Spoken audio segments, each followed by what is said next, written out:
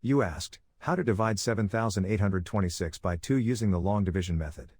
7 divided by 2 equals 3. 3 times 2 equals 6. 7 minus 6 equals 1. Bring down 8, making 18. 18 divided by 2 equals 9. 9 times 2 equals 18. 18 minus 18 equals 0. Bring down 2, making 2. 2 divided by 2 equals 1. 1 times 2 equals 2. 2 minus 2 equals 0. Bring down 6, making 6. 6 divided by 2 equals 3. 3 times 2 equals 6.